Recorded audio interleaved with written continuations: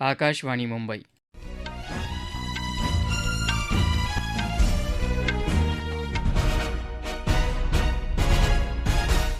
कौस्तुभ पटाईत राष्ट्रीय बातम्या देत आहे. ठळक बातम्या. दीपावलीचा सण मानवतेचा अमूर्त वारसा म्हणून घोषित.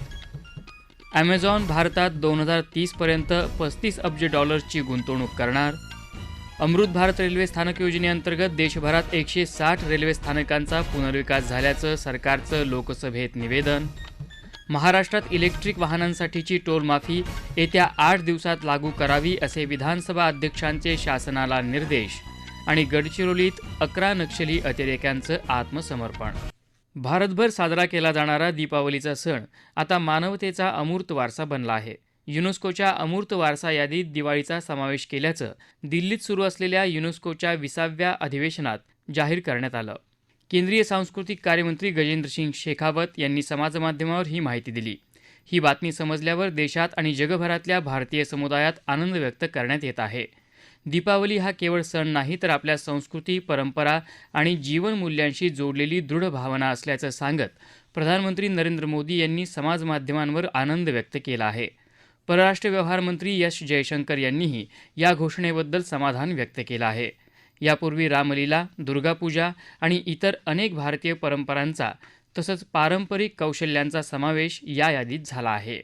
अमेरिकेतला मोठा उद्योग समूह ॲमेझॉननं भारतात 2030पर्यंत $35 अब्ज गुंतवणूक करण्याचा निर्णय घेतला आहे. कंपनीचे उपाध्यक्ष अमित अगरवाल यांनी आज नवी दिल्लीत आयोजित ॲमेझॉन संभव परिषदेत ही घोषणा केली.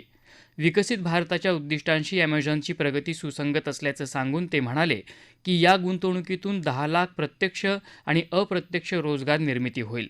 कृत्रिम बुद्धिमत्ता क्षेत्रात क्षमता वाढ, दळणवळण आणि इतर पायाभूत सुविधा विकास, रोजगार निर्मिती आणि लहान उद्योगांना पाठिंबा ही या गुंतवणुकीची उद्दिष्ट असतील. याआधी मायक्रोसॉफ्टनं $17 अब्ज गुंतवणुकीची घोषणा केली आहे.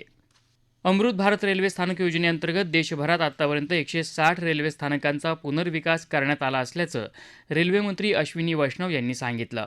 संसदेच्या हिवाळी अधिवेशनात लोकसभेत प्रश्नोत्तराच्या तासात एका पुरवणी प्रश्नाला उत्तर देताना ते आज बोलत होते. भाजपचे गोडम नागेश आणि समाजवादी पक्षाचे धर्मेंद्र यादव यांनी यासंदर्भात प्रश्न विचारला होता. या योजनेअंतर्गत 1300 स्थानकांचा विकास केला जाईल तसंच प्रवाशांसाठी सोयी सुविधा तयार केल्या जातील असं वैष्णव म्हणाले. एक्सेस टू स्टेशन पे बहुत ध्यान दिया गया है, पार्किंग एरियाज को कैसे डेवलप करें उसका ध्यान दिया गया है. एक बहुत अच्छी जिसका बेनिफिट मिला, पैसेंजर्स के लिए एक बड़ा होल्डिंग एरिया स्टेशन के बाहर बनाया गया. उसकी शुरुआत न्यू दिल्ली स्टेशन से की गई थी. उसके बाद में करीब 50-60 स्टेशन पे होल्डिंग एरिया बनाया गया जिससे कि पैसेंजर्स आए, भीड़ भाड़ न रहे और बहुत आराम से अंदर जा सके. गेल्या 11 वर्षात देशभरात 10,170 टपाल कार्यालये उभारण्यात आल्याचं केंद्रीय दळणवळण मंत्री ज्योतिरादित्य शिंदे यांनी आज लोकसभेत सांगितलं. भारताची टपाल यंत्रणा जगातल्या सर्वात मोठ्या टपाल यंत्रणांपैकी एक असून देशभरात 1,64,000 टपाल कार्यालये आहेत असं त्यांनी सांगितलं. टपाल यंत्रणा सक्षम करण्यासाठी केंद्र सरकार प्रयत्न करत आहे. गेल्या 3 वर्षात नक्षलग्रस्त जिल्ह्यांमध्ये 903 नवी टपाल कार्यालये उघडण्यात आली. बँका नसलेल्या गावांमध्ये 5,746 टपाल कार्यालये मंजूर झाली असून त्यापैकी 657 कार्यालये सुरू झाल्याचं शिंदे यांनी सांगितलं. 2030पर्यंत 10 कोटी टन कोळशापासून इंधन वायू निर्मिती प्रकल्पाचं उद्दिष्ट सरकारनं ठेवलं असून यासाठी 85,000 कोटी रुपये खर्च येणार असल्याचं केंद्रीय कोळसा मंत्री सतीशचंद्र दुबे यांनी लोकसभेत एका प्रश्नाला उत्तर देताना सांगितलं. देशातल्या 7 इंधन वायू निर्मिती प्रकल्पांपैकी 2 प्रकल्प लवकरच सुरू होणार आहेत असं त्यांनी यावेळी सांगितलं. यामुळे भारताचं तेल, मिथेनॉल आणि अमोनिया यांच्यावरील अवलंबित्व कमी होणार आहे. इंधन वायू निर्मिती प्रकल्पाद्वारे युरिया तसंच इतर रसायनांची निर्मिती होईल, त्यामुळे शेतकऱ्यांचाही फायदा होईल असं दुबे म्हणाले. मानवाधिकारांच्या जतन आणि संवर्धनासाठी भारत वचनबद्ध असल्याचं प्रतिपादन राष्ट्रपती द्रौपदी मुर्मू यांनी केलं आहे.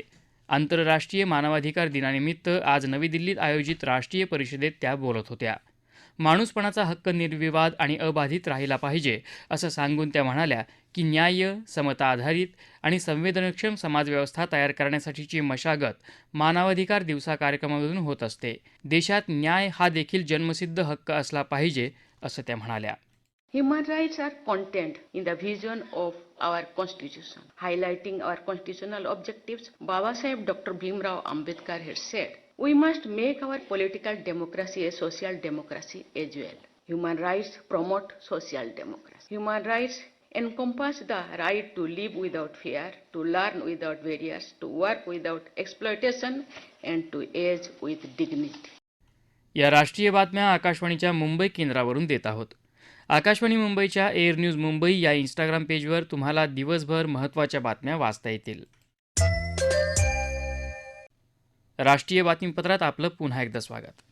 महाराष्ट्रात सर्व इलेक्ट्रिक वाहनांना शासनानं जाहीर केलेली टोल माफी येत्या 8 दिवसात लागू करण्यात यावी आणि निर्णय लागू केल्यापासून आजवर वसूल झालेली टोल रक्कम परत करावी असे निर्देश अध्यक्ष राहुल नार्वेकर यांनी आज राज्य विधानसभेत दिले.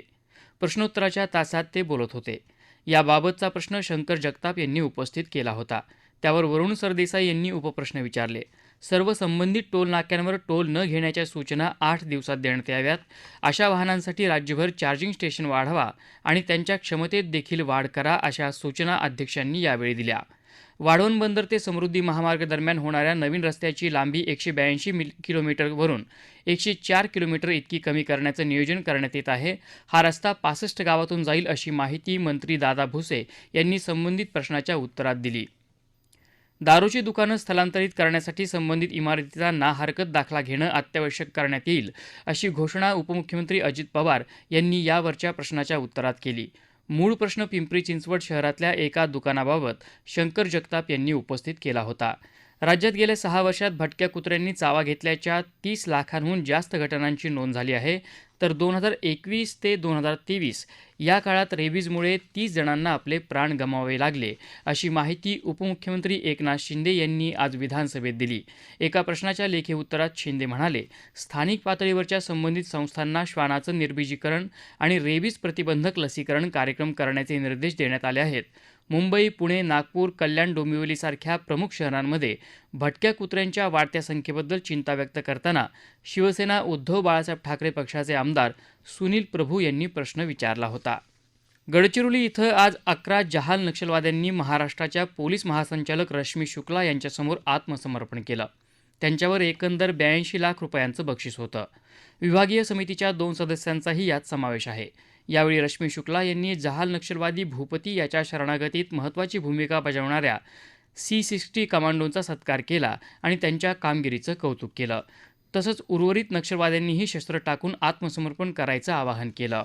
इंडिगो विमान कंपनीच्या उड्डाणांमध्ये गेल्या काही काळापासून निर्माण झालेल्या अनियमिततेबाबत दिल्ली उच्च न्यायालयात आज सुनावणी झाली. या अनियमिततेमुळे अडकून पडलेल्या प्रवाशांसाठी सरकारनं उचललेली पावलं, वैमानिकांच्या कामाच्या वेळेबाबतचे नियम लागू करण्याबाबत झालेला विलंब आणि इंडिगोच्या कर्मचाऱ्यांच्या वर्तणुकीबाबत न्यायालयानं सरकारला प्रश्न विचारले. दक्षिण गोव्याच्या जिल्हा दंडाधिकाऱ्यांनी पर्यटन स्थळांवर विविध प्रकारचे फटाके, आतिषबाजी करणारी उपकरणं, ज्वालाग्रही पदार्थ यांच्यावर बंदी घालणारा आदेश जारी केला आहे.